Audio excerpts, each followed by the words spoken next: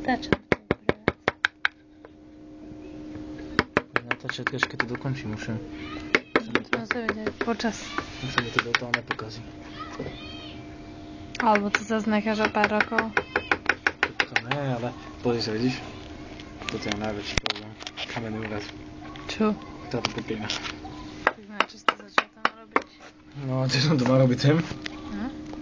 Pretože to drevo je prázdne znútra. A čo?